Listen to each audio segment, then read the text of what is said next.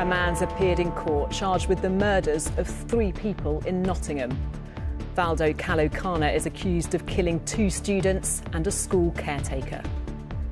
Also tonight, the cost of obesity. Rising supermarket prices forced the government to shelve its promised ban on 2-for-1 junk food. And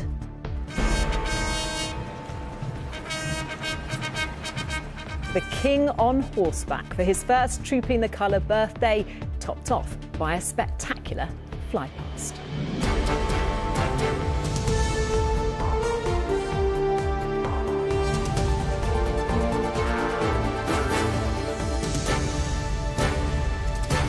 This is ITV News. Good evening. A man has been remanded in custody accused of murdering 3 people in a series of attacks in Nottingham earlier this week. Valdo Kalokana appeared at Nottingham Magistrates Court this morning and spoke only to give his name using an alias of Adam Mendes. He's accused of stabbing 2 students, Barnaby Webber and Grace O'Malley Kumar, and school caretaker Ian Coates. He's also charged with 3 counts of attempted murder after a van was used to knock down pedestrians. Callum Watkinson reports. It's 4 days since Barney Webber, Grace O'Malley Kumar and Ian Coates were stabbed to death on the streets of Nottingham. Today, not far from the places they fell, the man accused of killing them stood and faced the charges.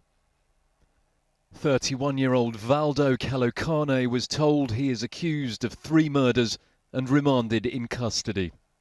During a short hearing here, Valdo Kalokane spoke 3 times, once to give his name as Adam Mendes, by which the magistrate said he is also known, again to confirm his date of birth, and again to tell the court he has no fixed address. He is accused too of the attempted murders of 3 other people at whom it's claimed he drove a van in the city centre the same night. Today, a market for independent retailers went ahead in the square that has become the focus for Nottingham's grief. Kalokane was handcuffed before he left the dock and will appear next at the Crown Court on Tuesday. Callum Watkinson, ITV News. 2-for-1 deals on junk food are going nowhere after the government delayed a ban on them. The government was part of its anti-obesity strategy and would have included bans on deals for foods like ready meals, sweets and crisps. But the government says with food prices so high, now is not the time, as our political correspondent Carl Dinnan reports. Choosing healthy options can be difficult at the best of times. So to help, the government said it would ban buy one get one free deals on unhealthy food. But today, ministers said they would delay that ban. It's a difficult balance and of course tackling obesity is a priority for us. It's why we've introduced a number of measures already, but we also have to be mindful around the cost of living at the moment for households. As a health minister, do you feel comfortable with this? No, I do, and I think we have got a real focus on trying to reduce the levels of obesity. Campaigners say this is the wrong time to allow multi-buy offers on junk food. We end up actually spending more. We don't save money, we buy more of those products, and as a result we then start to consume more of those products at the expense of healthier food and drink, which at a time when we're in a cost of living crisis, we need to access, good, nutritious food because our budgets are constrained. Most people know what's bad for them, and there's some support for banning multi-buys on junk food. Well, I think they should. Junk food is not really good for anyone. And we are buying too much of shopping than we need because of the buy one get one deal or something like that. Junk food just is not good for them and healthy food is better. But given half a chance, Rishi Sunak himself will grab a Coke and a Twix. Earn this today, I hope. He's delayed the 2-for-1 ban until after the next election. But even if Labour win that, a ban doesn't look imminent. Food inflation is even higher at the moment than general inflation. People are really struggling to make ends meet. So I don't want to do things that add pressure to people's ability to make ends meet. Ministers say they are tackling obesity by reducing sugar and fizzy drinks and putting calorie contents on menus. But for now, you can still buy one product that is high in fat, sugar and salt and get another one free. Carl Dinnan, ITV News. Teachers in England are to stage fresh strikes in their long-running dispute over pay. Members of the National Education Union will walk out on the 5th and 7th of July, causing disruptions to schools just before the summer holidays. The NEU is currently reballoting its members to see if they want to continue taking industrial action for the rest of the year. The bodies of two children aged 3 and 11 and a man and a woman have been found at a flat in West London. Police were called just after 3 o'clock yesterday afternoon and forced their way into the home. The four are all thought to be related. Police aren't looking for anyone else. Authorities in Pakistan have appealed to relatives to submit DNA reports to help identify victims of the migrant boat that capsized off Greece. 12 Pakistanis were among the survivors. At least 79 people have died and 104 have been rescued after the incident on Wednesday. Children are among dozens of people killed in an attack at a school in western Uganda. Rebels linked to the Islamic State group burnt the school buildings and looted shops nearby. Vincent McAviney has been following this. Vincent, really distressing details. What more can you tell us? Incredibly distressing. This attack on a Ugandan secondary school happened, it's 2 kilometres from the border of the Democratic Republic of Congo. It happened in the dead of night at around 11:30 p.m. last night. A group called the Allied Democratic Forces, which is affiliated with the so-called Islamic State, crossed over the border. They then attacked the complex, burning buildings, attacking people with machetes, and as we're told, detonating a bomb in a dormitory as well. Now, 60 people attended this school. It's thought the majority of the dead were boys in attendance. Around 6 girls are thought to have been kidnapped by the group, and 8 people are currently in intensive care in hospital. It's just unclear how many were actually killed because of the fire damage to the complex. Now, the Ugandan army is pursuing the insurgent group towards a national park in the Democratic Republic of Congo. They've also put helicopters up to help track them, but this is incredibly dense vegetation. It's a mountainous region. It's going to be very hard to get them. Thank you, Vincent. We'll learn more as the evening goes on, no doubt. Days after a woman was jailed for taking abortion pills too late in her pregnancy, protesters have been marching through London calling for reform. The woman, a mother of 3, was sentenced to 28 months in prison. Campaigners want abortion to be decriminalised, saying it's a healthcare issue, not a legal one. Layla Hayes reports.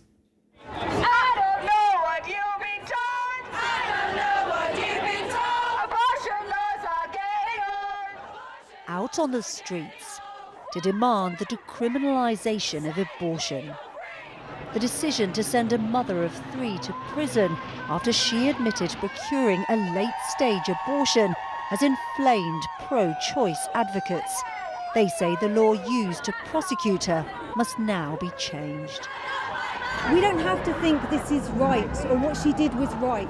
What we have to ask ourselves is the criminal law and prosecution and prison the right response to a woman in these circumstances? Is using a law from 1861 to prosecute a woman for ending her own pregnancy the right response in the 21st century?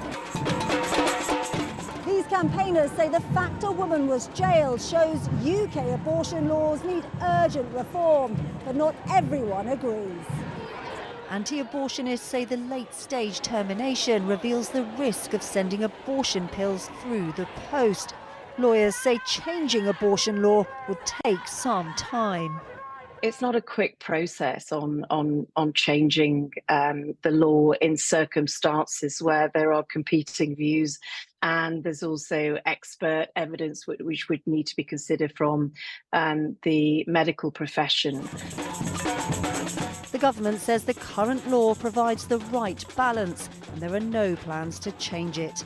But these campaigners say abortion is a healthcare issue, not a criminal one. Layla Hayes, ITV News. annual mortgage payments could go up by nearly £3,000 next year.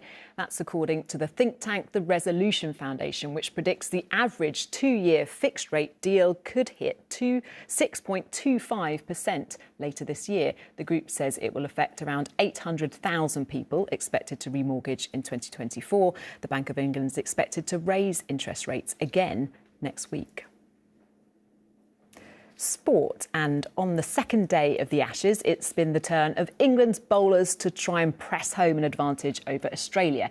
They've taken 5 key wickets, but Usman Khawaja has scored a century for the Aussies in reply to England's first innings score of 393, as Chris Scudder reports. After England's flamboyance, Australia's start could not have been more different. Never mind Bazball, this was snooze ball. But then the silence was broken by a mighty roar. Warner gone to Broad, whose very next delivery brought the house down. The world's #1 ranked batsman Marnus Labuschagne out first ball. It got even better for England. Steve Smith, ranked 2 in the world, was trapped leg before by Stokes. The world's #3 batsman was next, and England's fast bowlers peppered Travis Head around the head. He still got to 50, but then fell to the slower stuff of Moeen Ali. And the England spinner struck again, removing the dangerous Cameron Green. Oh, what a beauty! Usman Khawaja held the Aussies together with a century, his 15th in Test cricket. And when England thought they had their man, drama. Stuart Broad's delivery was a no ball, and Khawaja was reprieved. Chris Scudder, ITV News. Dame Anna Wintour has been awarded the highest honour in the King's first birthday honours list. The Vogue fashion editor joined the elite Companions of Honour alongside Booker Prize-winning author Sir Ian McEwan. Television presenter Davina McCall was made an MBE, and ex-England footballer Ian Wright was made an OBE for services to football and charity. As well as famous faces, the list also recognises many unsung heroes, including people involved in events following the Queen's death last year. Finally, and as part of those official birthday celebrations, thousands lined the streets of central London this morning to catch a glimpse of the King on horseback in his first ceremonial birthday parade. His grandchildren, Princes George and Louis and Princess Charlotte, joined other royals for trooping the colour. And from the balcony of Buckingham Palace, they were then treated to a fly-past in his honour, as Pablo Taylor reports. Pomp and pageantry, this time with a very different method of transport. King Charles swapped golden carriage for horseback today as he took part in a tradition stretching back more than 300 years. I'm hoping to see the new king, not just on the horse ride, but being celebrated for who he is and for what he represents. Trooping the colour is first believed to have been performed during the reign of Charles II and later became used as a way of celebrating the birthday of the sovereign. Today, 4 centuries on, and a new Charles is centre stage. This is a moment the King will have been looking forward to his entire life, and judging by the thousands that have shown up here today, it's a moment lots of other people have been excited about too. We're from Melbourne, Australia, and we've come all the way we've organised our whole holiday around this event. So, yeah, we're really, really keen to see it. Not since 1986 have crowds seen a monarch on horseback. Back then, it was a 60-year-old Queen Elizabeth II on her beloved black mare, Burmese.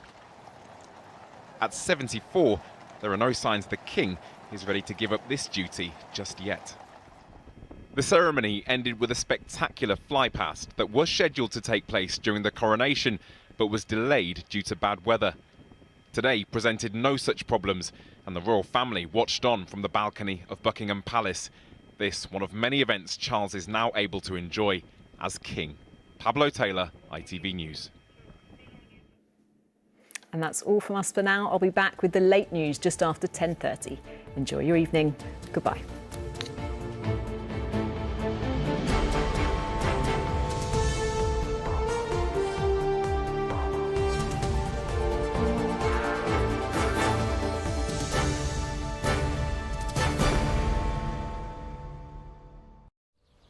First thing today will be lovely and warm, and by breakfast time, it could be on the sunny side. Heinz tomato ketchup, no added sugar and salt, sponsors ITV National Weather. A very good evening to you. It's staying warm out there, if quite muggy and humid. Thundery downpours get going through the next 24 hours.